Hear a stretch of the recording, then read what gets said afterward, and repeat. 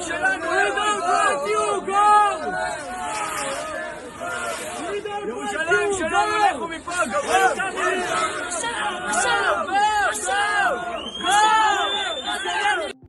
Have you ever wondered about predictions regarding the Jewish Messiah's arrival? Is Jesus the Jewish Messiah?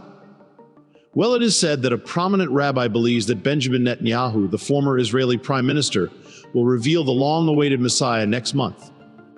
I'm curious to know more, so let's dive into this video today to uncover all the fascinating details. The Messiah in Judaism is like a special person who will come one day to save and free the Jewish people. They believe this Messiah will be a king or a religious leader who gets blessed with holy oil. This idea came from Judaism, and in their holy book they talk about kings and leaders being called messiahs. But it's not only in Jewish history. A king named Cyrus the Great in the past was even called a messiah because he helped rebuild the Jerusalem temple. In Jewish beliefs, the Messiah will be a future Jewish king from the family of King David. They think this person will also get blessed with holy oil and lead the Jewish people during a special time called the Messianic Age. People often call this expected leader the King Messiah. This idea of the Messiah influenced the start of Christianity, which began as a group of Jewish people who believed in a Messiah during the time of the Second Temple. The criteria to be fulfilled by the Jewish Messiah. Jewish teachings don't use the word Messiah like we often hear. Instead, they say Moshiach, which means anointed. But still, they have a strong belief in someone special called the Messiah. This belief comes from God's teachings to the Jewish people, so they know best about who this Messiah should be. They find evidence of the Messiah in their holy books, like the Bible. Firstly, the Messiah must be Jewish, as mentioned in verses Deuteronomy chapter 17, verse 15. Secondly, the Messiah has to come from the tribe of Judah and be a direct descendant of King David and King Solomon, as mentioned in Genesis 49, 10, Psalms 89, 2:9-38, Jeremiah 33:17. Next, the Messiah's job is to bring back Jewish people who were scattered and bring them back to Israel, as described in Isaiah 27, 1-13, and Isaiah chapter 11, verse 12. Fourthly, the Messiah needs to rebuild the Jewish temple in Jerusalem, which is mentioned in Micah chapter 4, verse 1. Next, the Messiah is expected to bring peace to the world, as mentioned in Isaiah chapter 2, verse 4, Isaiah chapter 11, verse 6, and Micah chapter 4, verse 3. Lastly, the Messiah should make everyone believe in and serve one God.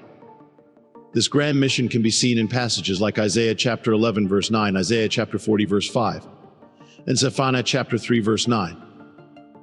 All these Messiah criteria are neatly summarized in Ezekiel's book in the Bible, specifically in chapters 37, verses 24-28. It talks about how the Messiah, often called my servant David, will be king over the Jewish people. They will follow God's laws and there will be lasting peace.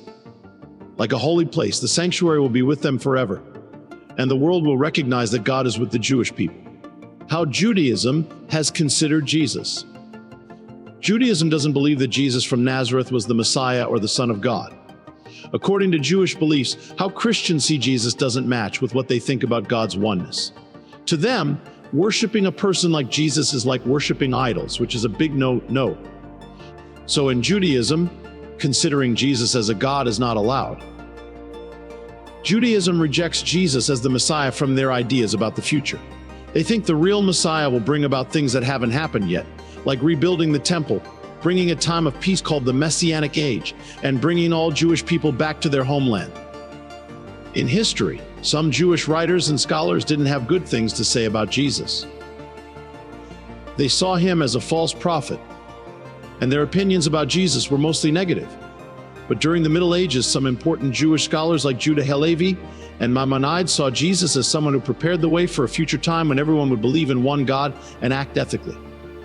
Some modern Jewish thinkers, starting in the 18th century with Jacob Emden and Moses Mendelssohn, thought that maybe Jesus was more like a Jewish person than what the Gospels or traditional Jewish stories say. Why could Jesus not have been the Jewish Messiah? When we look at these rules closely, we see that Jesus was Jewish but didn't meet the other rules. One big problem is his family tree. The New Testament says Jesus didn't have a human dad. But Jewish beliefs say your family and tribe are decided by your dad. And Jesus can't be from the tribe of Judah or from King David and King Solomon because of this. There are more issues with trying to prove Jesus' family through Joseph, who was Mary's husband, Jesus' mom.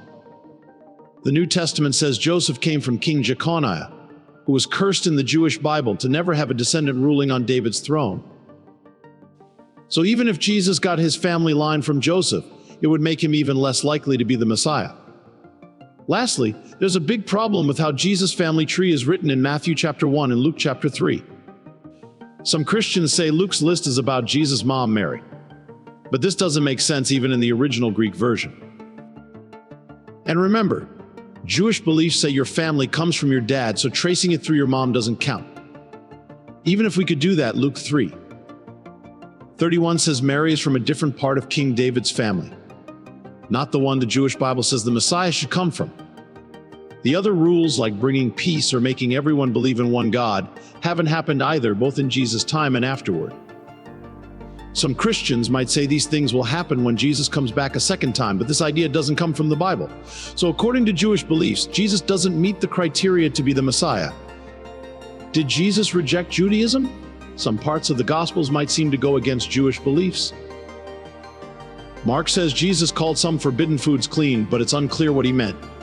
Jesus and his early followers still followed Jewish rules. The New Testament says Jesus is equal to God, which doesn't match Jewish belief in one God. Some Jewish people back then thought God could become human, and some saw Jesus as an angel. There are Jewish texts mentioning Jesus. Josephus, a historian, talked about him. But later Christians may have added to his writings. The Talmud mentions Yeshu, possibly Jesus, and once said he was hanged before Passover for leading Jews astray. But this was later removed because it hurt Jews. Toledat Yeshu's book tells a different story about Jesus, but isn't widely known in Judaism. Maimonides, a famous Jewish scholar, said Jesus wasn't the Messiah but caused harm to Jews. He believed Jesus led to Jewish deaths and exile, changed the Torah, and made people worship a false god. What does the rabbi believe? Rabbi Berger thinks that there's a special event in the sky that fulfills an old prophecy in Numbers 24, verse 17. This prophecy talks about a star coming from Jacob and a scepter rising from Israel. It's believed to show that the Messiah is coming. Rabbi Berger looked at Rabbi Moses ben Maimon, who lived in the 12th century and was a famous Torah scholar. He said this verse is proof that the Messiah will come, and the star mentioned in the prophecy will come from the tribe of Judah, from Jacob's family.